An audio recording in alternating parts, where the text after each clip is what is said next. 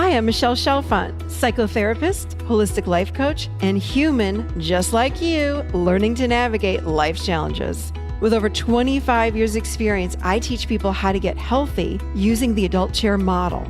The adult chair model is where simple psychology meets grounded spirituality, and it teaches us how to become healthy adults. From anxiety and depression to codependency and relationship issues, you can use the adult chair for just about anything.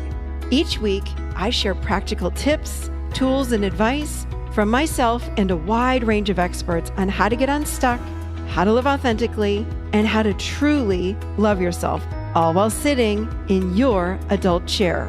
Welcome to the Adult Chair Podcast. Hello, everybody, and welcome to the Adult Chair Podcast, where we talk all about how to be emotionally healthy adults.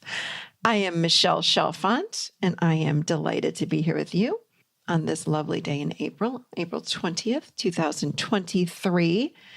We are on podcast number 363 today and have two very special guests on the show. We have Linda and Charlie Bloom, who are psychotherapists and relationship counselors. Boy, oh boy, did we have a great show talking all about how to navigate your relationship. They offered some incredible advice that I believe you are going to love today. Yeah, I got into it with them. I asked them every question you can imagine when it comes to relationships. So we had a blast. They are absolutely lovely. They have years and years and years of experience doing this work. So I am delighted to be here with them today. Okay. I want to share with you some of the things that we chatted about today. These are questions that have come in, I got to tell you, over the course of a while, I should say, whether it be email or in social. I want to get a DM or comments. So here's some questions that you all have asked me that I then turned around and asked them today. Things like this, like, what do you do? This is a big one that I get a lot, but what do you do when the person that you're arguing with doesn't want to talk about it? How do you get that person to talk about it? Another question that comes in a lot is, what if you are doing your personal work and your partner is not? What do you do? What if you're in a relationship with someone and they just, they don't want to go where you're going? How do you navigate those waters? We also talked about, what do you do and how do you repair trust, when it's been broken? It's a hard one. Whether it be there's lies or an affair or something going on, how do you build up trust again? And are there questions that we should ask ourselves when deciding to stay or leave in a situation? Another question is, do we really attract our partners based on our childhood wounding? I've talked about that before. That is one of my favorite topics to talk about. It's a hard one to swallow, but you'll be interested to hear what they had to say about that. So lots and lots and lots of great things that we talked about today. So let me go ahead and tell you a little bit about Linda Bloom and Charlie Bloom. They're trained as psychotherapists and relationship counselors. They've worked with individuals, couples, groups, and organizations since 1975 and have lectured and taught at learning institutes throughout the United States and internationally. They've authored 5 books, including the bestseller, 101 Things I Wish I Knew When I Got Married, Simple Lessons to Make Love Last. They've also written Secrets of Great Marriages, Happily Ever After, and 39 Other Myths About Love. Also, most recently, An End to Arguing, 101 Valuable Lessons for All Relationships. Who does not need that book? Go get that book. It's such a good one. Anyway, it is with great, great, great pleasure that I introduce to you today, Charlie and Linda Bloom. Here we go. So welcome to the Adult Chair Podcast, Linda and Charlie Bloom. I'm delighted to be here. Thank you for inviting us. Great to be here. Yeah, I'm so happy to have both of you. You both are a wealth of wisdom here with all of the books that you've written. In the most recent book, An End to Arguing, which I'm excited to hear more about, 101 Valuable Lessons for All Relationships. What an important topic this is. And Here at the Adult Chair podcast, what we talk about or what we teach is how we teach humans how to be emotionally healthy adults. So this topic today is very, very important. I cannot wait to hear what you have to say about this. I wanted to ask you first how you both got passionate about relationships and working with couples. Like what happened that you now are doing all this beautiful work in the world? We hit a rough patch 12 years into our relationship, and we hit an irreconcilable difference because Charlie was working and traveling when the kids were small. And it was so stressful that we were chronically fighting about it. But we're both good students. We pay attention and we learn. We learn from our mistakes. Yeah. So it was important for us to be able to tell skillful communication from unskillful communication. And we learned a lot during that challenging time. And lo and behold, people wanted to know about it. We were therapists at the time, and that's what turned the specialty into treating couples and teaching couples workshops. And so a very significant part of the workshop that we teach, Secrets of Great Relationships, is about conflict management and how to do it gracefully. So are you self-taught? I know you both have been doing this a very long time. I'm curious, who were your teachers? Who were you reading? Like, who were you studying with? Well, Stephen Levine was my most important mentor, and he's a wonderful spiritual teacher. He's not in his body anymore, but his teachings live on because they're profound. We've Beautiful. also availed ourselves of some of the other wonderful teachers. Harville Hendricks is a wonderful teacher, and taken his workshop as a student. And I have read hundreds of relationships. I really believe in bibliotherapy. So I think that there can be a lot to be learned. And we had some gifted and skilled people who filled in where our parents hadn't modeled for us. No blame on our parents. If they had known better and they could model better for us, they would have. They gave us the best they had, but it really fell short of what we needed. I say, I absolutely, I say that all the time, that our parents really do the best that they can. But, and so therefore, because our parents, I don't know if, I mean, you guys have been doing this a long time. I don't think there is such a thing as the perfect parent or the healthiest parent, because we get passed down our wounding or the lineage. I mean, things that happen from great grandparents are affecting us. So how can we show up perfectly, and I have air quotes here for those that can't see me, perfectly healthy? It's impossible. And I personally believe that we are here as souls to learn and grow and to experience some of these things and work through them. We're not meant to come in without any issues or not to have issues to work through. So that's really part of the game. Would you agree with that? Absolutely. Yeah.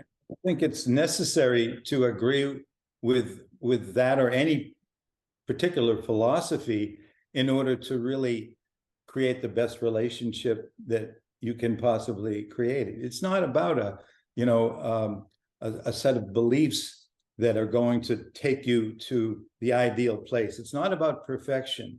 And one of the things that many of us grow up with is the idea that we have to be perfect or pretty damn close to it. And there are consequences for not making it. Consequences that can come from our family, can come from our education system, can come from our jobs, there's, the expectations on most of us are significant. And we don't all come into adulthood with the understanding that the best you can do is the best you can do. And that's enough. And your best doesn't have to conform to the best of the standards that you're living in. However, there are consequences to not fulfilling that.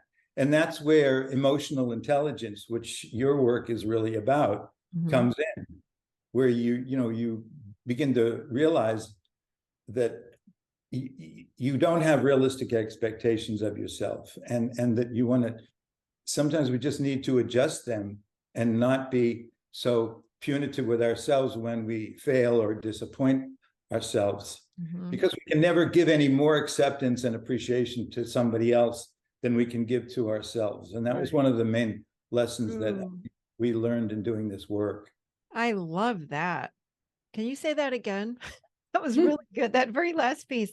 Well, what I hear you say, what I heard you say was, I interpreted that to be self-love, self-worth, like really, right? Is that what you're saying? Yeah, and we can't give that experience of worth to another person if we haven't internalized it within ourselves. And, that doesn't mean that we have to be obsessed with, I've got to make sure that I love myself because I can't love anybody else until I do.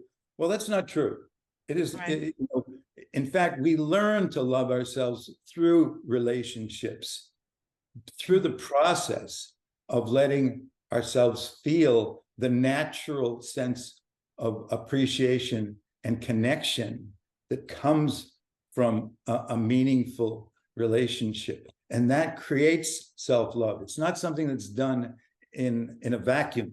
It's done in the context of relationship.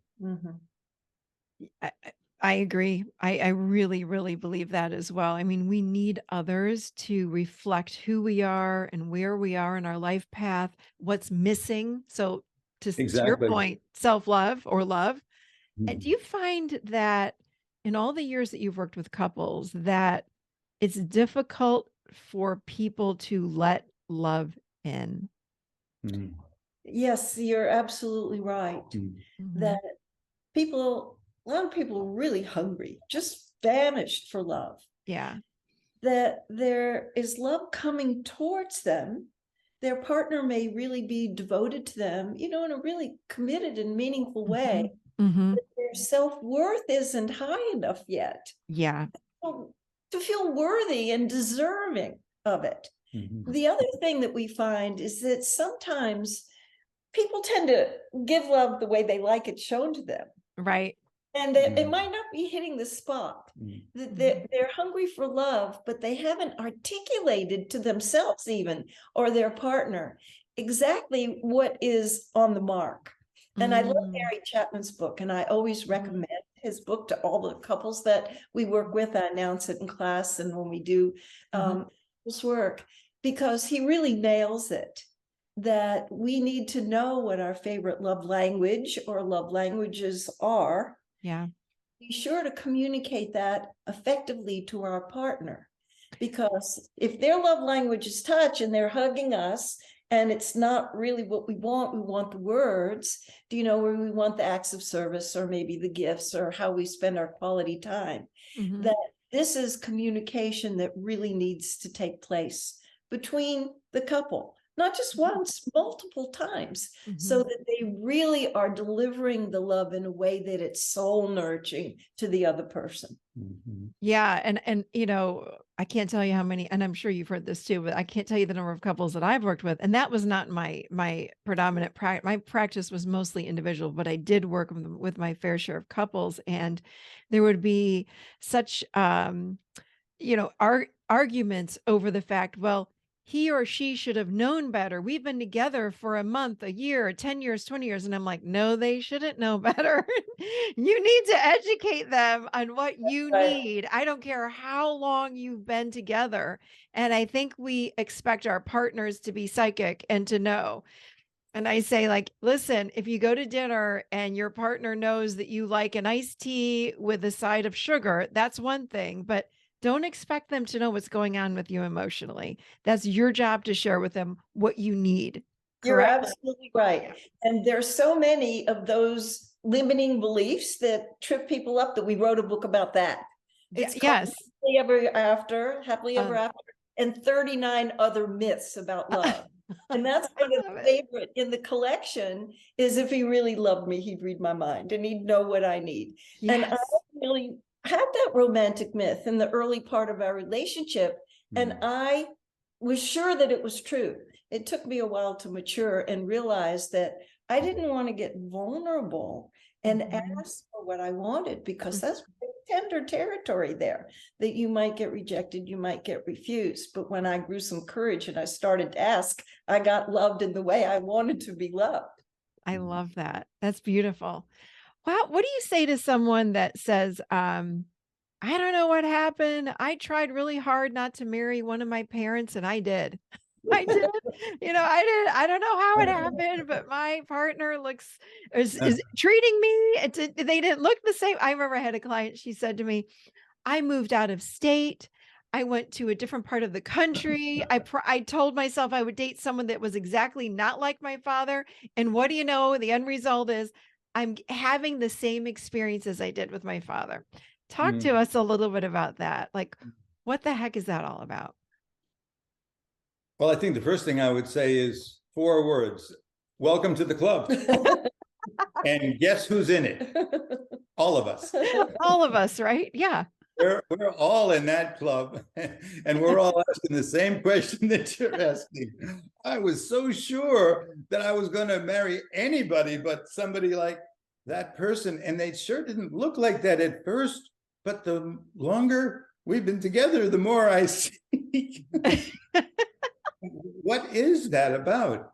And it's a great question, and what I've kind of come to see is that there's to whatever degree we've come into adulthood with unfinished business, with stuff that is not complete within ourselves, with aspects of ourselves that we haven't fully claimed and honored, or resisted, or pushed away, or denied, or tried to cover up or conceal. That makes us feel kind of unfinished and incomplete, although we may not consciously associate some of the feelings that go along with that with having denied parts of ourselves. We just figured that, well, that's part of how life is. But there's a part of us that I think is innate within all human beings to want to feel whole, to want to feel integrated, that I've got all of who I am. I haven't had to push anything away and deny it, but I can accept and even hopefully appreciate those parts of me that I had denied or demonized. And that part of us kind of unconsciously attracts us to people who can provide that which we have denied.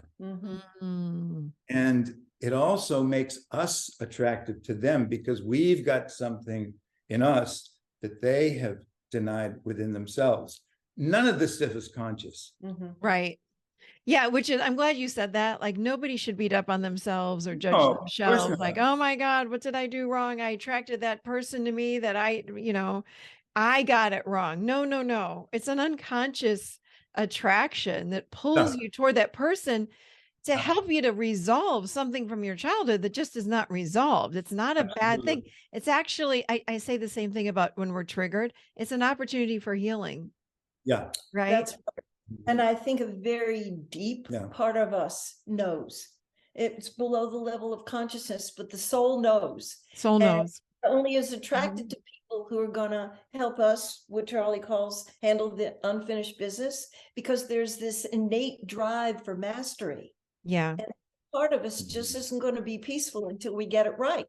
So if in our family of origin, for instance, we were the neglected child or the ignored child, we want to be heard, we want to be seen, we want to be valued, we want to feel that we're precious. And if we had a controlling parent, do you know that as a child, we didn't have the power to stand up and draw boundaries and say no, and that doesn't work for me, that we finally are with somebody who's going to work with us so that we can draw those boundaries and say no, and really, find a way to have our personal power with them. Yeah. And I always say AFGO, another friggin' growth opportunity.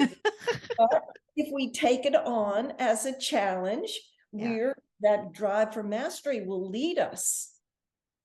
Yeah, so true.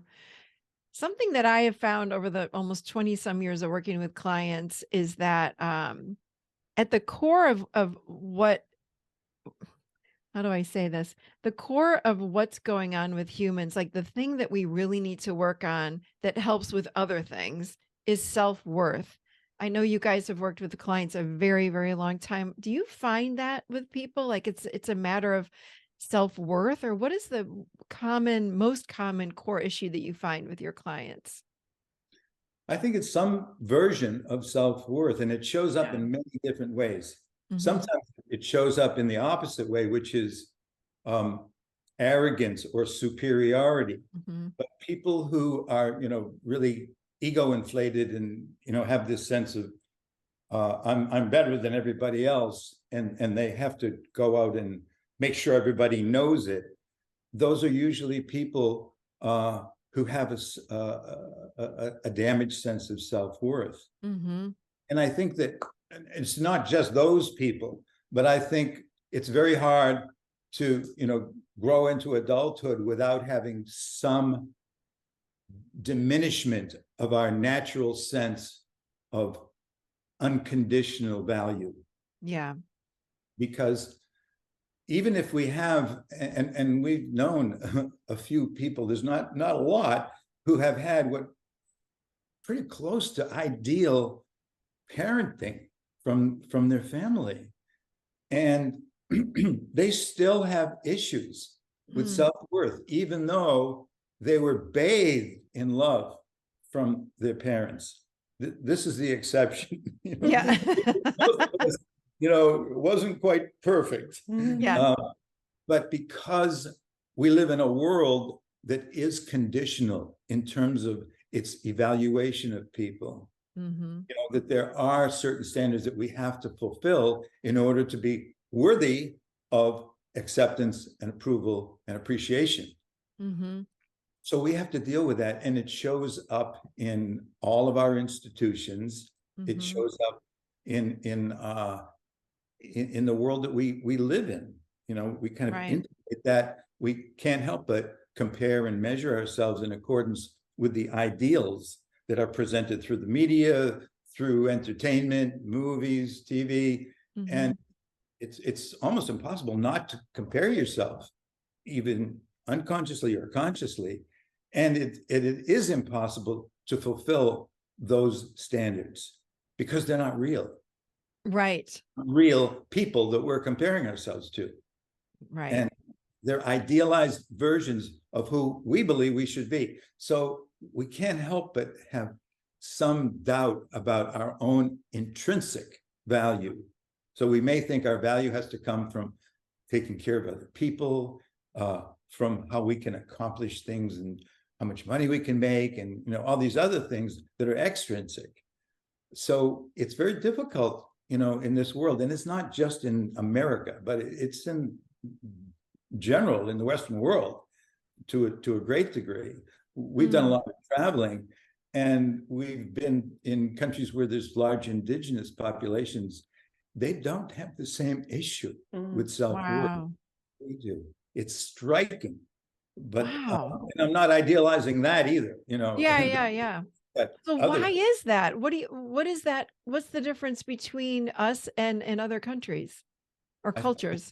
I think that in those cultures where people do feel more secure within themselves and don't question their value and don't have these unrealistic standards to live up to, those are generally people who are materially poorer than we are here, and they are required to be interdependent. They need each other. They know they need each other. The illusion that if we make enough money, we don't have to be dependent upon anybody because we can buy our way through anything. Money is power. Money is freedom. That's how our culture sees it. In these cultures, they don't have the luxury of being able to see it that way. And so they know that they have to get along with each other because they are interdependent. We have the illusion that we don't need to, that we can afford to alienate people because we can just replace them with somebody else. Wow. So what are two things that people can do if they're listening right now and they're realizing I need to build up my inner worth or my inner value of self? Like what can we start doing like today to work with that? To accept the truth that we are so much more than we know. We so much more than we give ourselves credit for, that we are already and can grow into who we want to be. And it's a piece of work. You know, it doesn't happen by itself. Right. But hanging around people who have a higher level of self-esteem, it does rub off. Do you know, they reflect back our greatness, our special gifts, our unique wonderfulness, and that's important. To make a contract with your partner, should you have one, or close friends, a women's group, men's group, couples group, that is part of the agenda. I really want to grow into who I can be. And there's all kinds of research about the small portion of people's intellectual ability, physical ability, emotional capacity, that we use a small part of it to act as if, they say. Yes. My meditation teacher, Jack Cornfield, says it's okay to act enlightened until we get enlightened. So, we kind of grow into it. And one of the things that we do when we work with couples is invite them to let their imagination be big. You really work together and mutually supported each other. If you were each other's believing eyes, if you used all the crappy things in your relationship to bloom out of, do you know, it was all for your growth. It was all for your learning. It was all for your evolution. What would that look like? And hold the standard, hold a gold standard, and choose to affirm that you're worth it. And that together you can do it. None of us could do it by ourselves. But with our family of choice, some people have literal blood family that will support them. But particularly if you have a committed partnership with somebody, to make that kind of a contract that you're going to bring out the best in each other. Yeah. I think about some clients that I've had in the past that would say when they were around people, like if they felt low self-worth, when they were around people that had higher self-worth or value, it actually kicked up a lot of shame for them and they felt badly about themselves. And they didn't, instead of feeling like the other person's self-worth or self-esteem was rubbing off on them, they actually felt worse. So they would retreat and not want to hang out with them. What do you say to someone like that? Yeah, well, I think that's a really good example of what I was saying earlier about the tendency to compare ourselves to other people. And, you know, a lot of people feel more comfortable around people who have lower self-worth because it doesn't remind them of their own lack.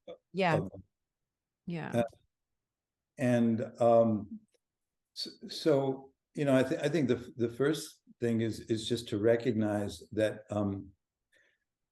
if you spot it, you got it. And it means, to me, what that means is that if you can see something in somebody that you really admire and respect and maybe even envy, like a quality, like, man, that person is inspiring, they're courageous, or, you know, they're really powerful. If you can recognize that in them, then you have that seeds for that in you. It may not be fully actualized. It may not have been fully expressed or experienced, but you wouldn't even be able to see it if that wasn't already in you. So your question then is to find out, how do I nurture this seed of power, of passion, of value in me? That person is, they seem so comfortable within their own skin, in their body. You know, one of the things that we've done is we've made a study of that, and you know, I don't have any problem going up to somebody and acknowledging, you know, somebody that I have some connection with, at least, what I appreciate about them. Ask them, how did you get that way anyway? Ooh, I love that. Powerful question, and people love to be asked the question. I was just going to say, I would imagine that people would love to answer that, right? To share how they got that way. That's beautiful. Thank you for that. I love that. Okay, I want to shift gears a little bit. Let's go into talking about arguing and how we're going to strengthen our relationships here. So, what can you do when the person that you're arguing with does not want to talk about it? I get this question a lot, actually. People on social have recently messaged me on this. My partner does not want to talk about it. They don't want to work through it. They want to ignore it. They want to sweep it under the carpet. They just want it to go away and pretend like it didn't happen. But then we're sitting here like, well, wait, I feel awful inside. I need to talk about it. What do you do? I just want to go on the record that it's not all men. Yes, that's true. That said, it's most men. And there's research to bear it out. John Gottman says when the tough subjects about the relationship are brought up, 85% of the time, it's the women. Yeah. Agitating to deal with it. But sometimes it's the women who are trying to put things under the rug too. And it's very common because there's a very large number of people who are conflict phobic. Yes. They're anger phobic. They think anger is dangerous, and they feel like it's too hot to handle. So they do any kind of thing to distract and to dodge from leaning into the challenge of really getting in there and mixing it up. One of the things that we repeatedly find ourselves saying to the person who's motivated to put the topic on the table and thrash it out as best they can is to appeal to the other person's self-interest. Enlightened self-interest, because we all want to be happy. We don't want to live in a war zone. We don't want to live in a cold, zone where people are tense and irritable and touchy, and to appeal to them that if we can deal with this issue, it's usually money, sex, power, decision-making, in-laws, household tasks, and how to raise the kids. Those are the ones. You nailed it. That's it. No matter what the topic is, the same rules apply. Yeah. We are going to be better off at the other side if we just understand each other. We don't necessarily have to agree, but if we just can listen to each other respectfully, ask some clarifying questions.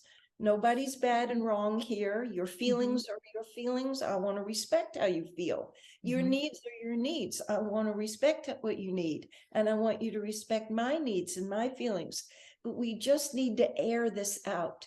It's like a wound underneath a bandage that needs to be exposed to the air to be able to, dry out, not get infected. And I don't want us to have an infected relationship. And the other metaphor that I often use is I don't want the channel between the two of us to be clogged up with all this stuff. I want to move the debris out, because if we have a more free-flowing channel, the emotional intimacy is going to be better. The sex is going to be great. We're going to have so much more fun and enjoyment. We're both going to be more happy and at ease. And so if we can appeal to the other person's self-interest, that sometimes helps them to get over their conflict phobia. In there and mix it up with us to discuss things. And once you start having successes with this, there's no going back. But people need to have some successes. So they become the heretics become the pillar of the church. They want to deal with it. They don't want the incompletions to mount up. I love that. Thank you. So you referenced 3 specific words that should never be used in an argument. And what are they, and why are they so destructive? Those words are, now I'm giving away the chapter that that's written in. Those words are, you're being defensive. Oh boy. And they are almost always spoken accusatorily. It's not a simple statement, but it's an accusation. And that if they weren't being defensive before you said that, then you can be certain that they're being defensive. Exactly. So defensiveness is really an expression or an attempt to protect oneself in the face of the possibility of something that they're afraid might happen. in the face of a threat, in the face of danger. So if you notice that your partner is being defensive, and defensiveness, can show up in a lot of different ways. Basically, defensiveness is an attempt to protect oneself, to put up a shield, or to just distract somebody from having a direct encounter. So you can be certain that there's some fear there. They may seem angry, they may seem evasive, they may seem all kinds of things, but 100% of the time, defensiveness is activated by fear. So just realizing that, I know, this person really seems angry. Yeah, they may be, but this fear that's activating the anger. When we see that and understand that, we're less likely to be hostile or aggressive in countering that anger. So what we need to do is to try to cool things down a little bit, to lower the threat level so that they can breathe a little bit easier and feel less threatened. And when we're threatened, we can't be open and receptive to taking in new information. Too busy in a protective mode. So we want to cool things down. We want to recognize that we may have done or said something that has activated their fear. And it may have nothing to do with us. I mean, they may just have an association with somebody who, uses the word bad or something. Who knows? And so when we see that, we can modulate our approach and not be counter defensive or offensive, and just try to reassure them either directly or indirectly that, hey, like Linda said, I'm not mad at you. I'm not trying to, hurt you. I'm not trying to, make you wrong. I'm just wanting us to have an even better relationship than we have right now. Right. That's all I want. I mean, starting a conversation or argument with you, of course, it's going to, I call it throwing the shield up, and out comes the sword and the shield, forget it. You're not going to, that's not a conversation. It's not it's defensiveness, and nothing's going to happen. So I like that a lot. What do you mean by committed listening, and how does it differ from general listening during a discussion? What does committed listening mean? It means really showing up, being fully present, just like your pores are open. Do you know, you're really paying attention. You're looking at their facial expression. You're looking at their body language. You're so there. And a lot of people, they think good communication is required for a good relationship, but they think about speaking. They don't think about the other side and how important the listening is. And Carl Hendricks is really, he's the expert on this. Paraphrasing what I hear you saying is, because people do it many times, because there's so much distortion when people aren't paying attention, or sometimes they are paying attention, but they've gone off on a tangent. Do you know? And there's so much being misinterpreted. So to really listen, to pay attention, to be fully present, we're always appealing to people to turn their screens off. Don't answer the phone. Don't be texting, watching for your texts. Don't have the computer on or anything that's distracting, and really look at each other. Look at each other in the eye. Do you know? Because that full presence stacks the deck for success. We tell people to slow down. And I'm very grateful to Sylvia Borstein for teaching me about talking meditation. It's such a beautiful way of communicating more slowly. When you have the pauses after you deliver something that you say, to let it really land in them, and they feel into it before they respond to you. And that depth of the speaking and the listening helps them to become connected heart to heart. They're more apt to talk about their tender feelings, the fear that Charlie was referring to, Right. their hurt, their loneliness. Do you know, these very tender feelings? And these kinds of conversations, and we always are encouraging the couples that we work with to check in regularly, at least once a week. More is better. To have these kind of meaningful conversations on a regular basis, because it heads off trouble at the pass. When you feel really seen and heard and respected and valued, a lot of the things that irritate us and lead to the arguments, they just slough off and they become non-issues. That's really good. What about when we talk about issues? I think about a big one is trust. This comes up with people. What do you do when the trust is broken in a relationship? How do you work with someone like that? How do you guide them? What are the steps for repairing that trust? Because, gosh, I've worked with people over the years. You're like, I can't trust them, whether it be they were lied to, affair, porn addiction, gambling, wasting, spending all their money, like all these things. Like, to build that trust back can be quite difficult for people. So what do you recommend to do that? Can you rebuild trust? Yeah, that's the big question, is do you believe, and this is the person who is in an experience in a relationship in which there's been a violation of trust. Does that person believe that it's even possible to restore trust in a relationship where there's been, for example, a betrayal? And depending upon how that question is answered, the process is either going to go one way or the other, or there won't be a process at all. And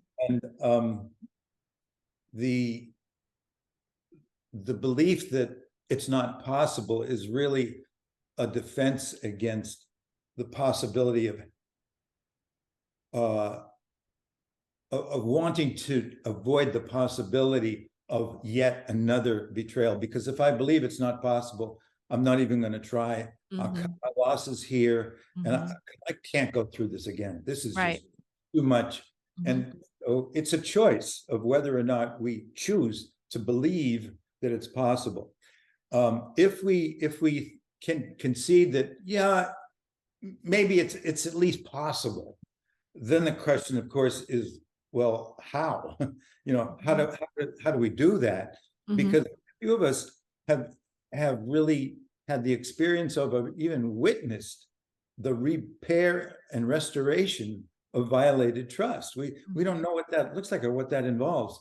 And we work with people who, many of the couples we work with have come in and done intensives with us, which is more than just like a 1 hour a week session, but it's a concentrated, extended period of time of a whole day, or sometimes even 2 days, because this process requires more than just, occasionally checking into it. It's like, this means you're going to have to do some intense work and spend a fair amount of concentrated time, both of you in agreement that this is what the goal, the intention is.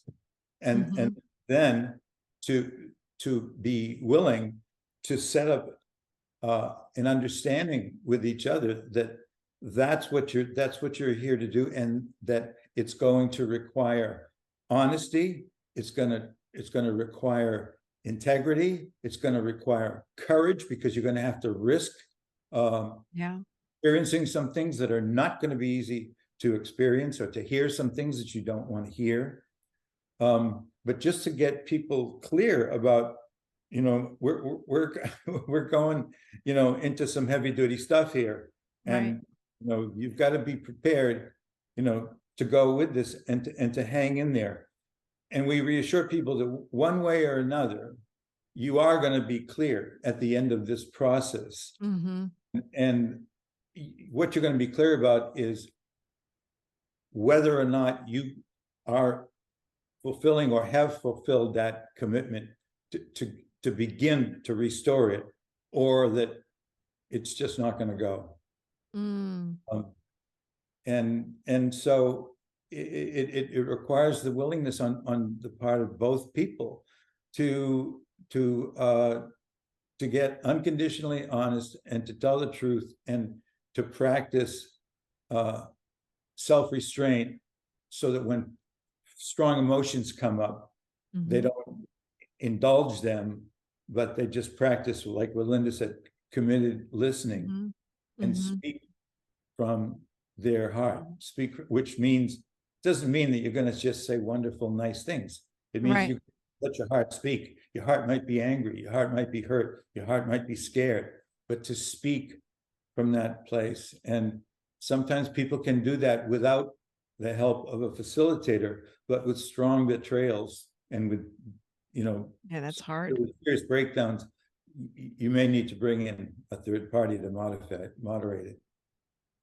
That is hard when you're in a very, very different place than your partner. And boy, if that trust has been broken, you sometimes do need to have a third party there with you to help to bring you back together. What people have asked me this, like, how long will it take me? And isn't it an individual process of who knows? Like, it's different for everybody, isn't it? Yeah. It takes longer than your mind thinks it should take. Yeah, right. And sometimes it takes a year, sometimes it takes 2 years. Yeah. And there's so much repair that needs to be done. Yeah. You have to rebuild trust. You have to rebuild. I mean, it doesn't happen overnight. You've got to. Evidence has to come in. Evidence. Yeah. People have really learned what the conditions were that gave rise to the betrayal to start with, and that they really, no kidding, have made corrections that those conditions don't exist anymore. It's not just about the words. It's you've got to see the words expressed through the person's behaviors on a consistent basis. That takes time. Month after month after month, there isn't any cover up. There isn't any withdrawing from the challenge. There is talking about it. There are revealing the details and answering the questions, because the person that's betrayed wants to have some of their questions answered, and you can't dodge those. They need more information. And we have worked with so many couples over so many decades now, and seen relationships that were just train wrecks.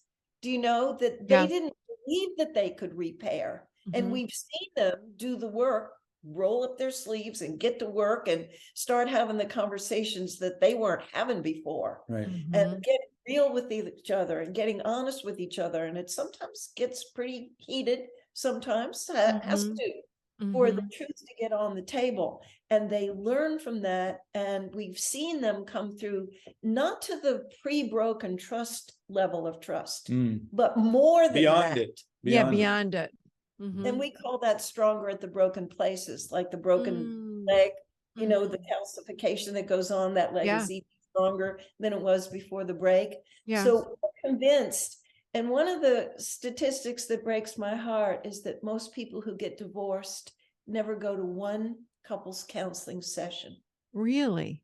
Yeah, and it's such a shame. Didn't know that. There are a lot of good couples counselors out there who, when you're both in doubt that this train wreck could ever get repaired, that somebody can be a stand for you and say, I've seen it happen. I know that it's possible. Now it's really up to you two, how hard you want to work, and whether there's enough in this relationship that you think it's worth salvaging. Do you could co-create a brand new relationship out of this breach of trust? And I'm from the school of thought of don't let a good crisis go to waste. Right. There's so much opportunity in that crisis. I've got a question I'm going to throw out for you both. I'm wondering this. Do you feel like a really big reason why couples break up or the relationship doesn't work is because of lack of healthy communication? Would you say that? I would say the majority of people who come to work with us, whether it's as a couple or in a group, identify the problem is we have a communication problem.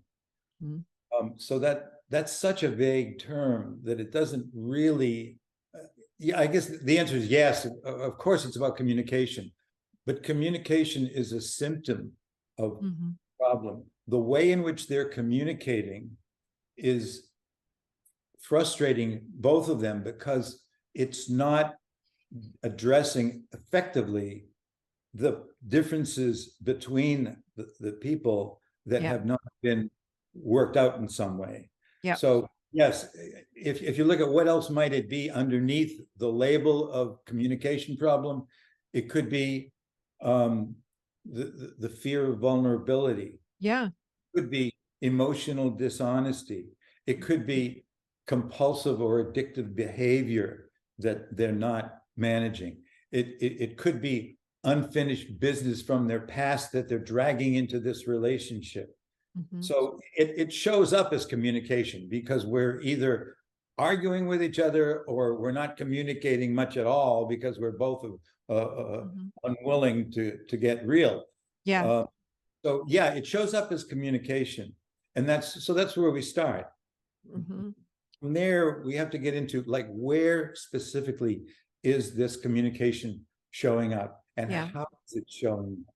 I'll give you an example. And yes, the big umbrella is communication skills, but then there's so many subcategories under that. People that we work with frequently aren't good at negotiating for their needs. Yeah. Right. They don't know what they are. They need to. They haven't even sat long enough to go drop inside and not only say, what are my needs? What am I feeling emotionally here? And their feelings. Right? I mean, yeah. So the practice of mindfulness, of really getting curious about what's going on inside me, and to find ways to articulate that, to communicate it to my partner, requires some time and attention given to self. You have to feel like you deserve to take the time to do that. And there's qualities that people need to grow in themselves, like the self-discipline to shut the hell up when they want to indulge themselves in the statements and the blaming and the accusation and the defensiveness and the victim thought about, things aren't working and it's all your fault, rather than growing in responsibility. Charlie already mentioned honesty and integrity. So there are all these qualities that people need to grow in themselves to even be eligible to be a good communicator. Yep. I like that a lot. That's really good. Thank you for that. What do you say to somebody that is wanting to come and do work? Let's say they want to come work with you guys or different couples, or they want to get into couples work, let's just say, but their partner is like, yeah, no, I don't want to do that. Or they don't want to do any sort of self work, but yet they don't want to leave their partner, but the partner just isn't really not interested. They're not interested in not only doing self-improvement work, but also working on their relationship. You can't poke and prod someone to work on their relationship. So what do you do? Like, at what point do you say, I'm out of here? Or do you can you actually lift someone off their butt to do their personal work and to come work with you in the relationship? I guess is my question. No, I don't believe that you can make anybody do anything. Really, I've tried that. I agree with you.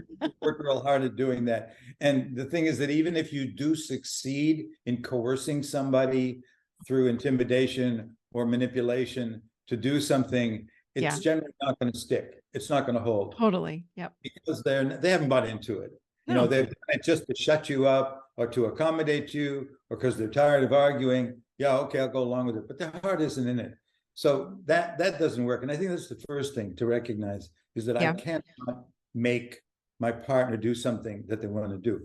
But then we've got to get out of the polarized thinking of it's either one way or the other, the zero-sum thinking, where either, I just give up here, or else I just keep banging my head against the wall. No, there are other options here.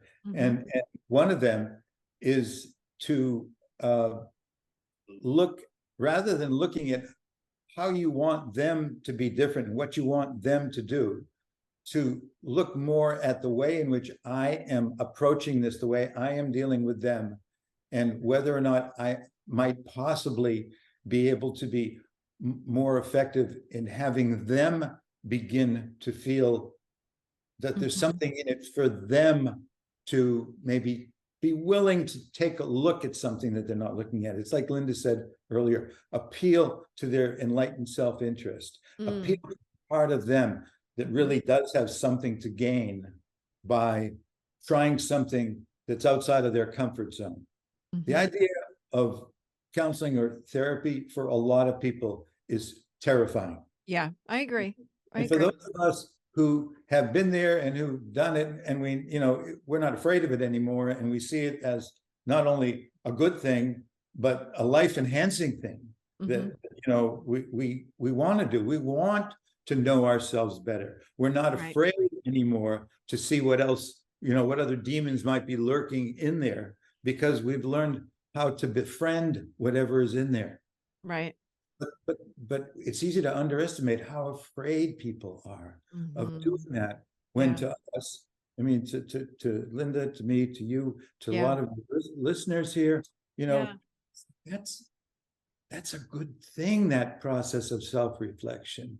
And there are ways in which we can convey to people that reassure them that, hey, this is really a good thing, and it's not scary, and just to kind of challenge that belief that they have, and to hang in there with them, not to push them, not to nag them, not to try to coerce them, but just to be an example of what a self-aware person is like. I would add something to what Charlie was saying. Yeah. We come to call the couples where one of them is passionate about therapy and personal growth and spiritual development, and the other person's not having it. Yeah. We call it mixed marriage. Yeah. Back in the day, it used to be a mixed marriage if it was two different races. Yeah. Religions. But now we find a lot of couples that one of them is just like, this lives for me. I don't know how you couldn't. And we know that we see some of those relationships that thrive because they respect the differences. And they're not attached to my way is the way. And if you don't conform to my way of thinking, we're doomed. Not necessarily.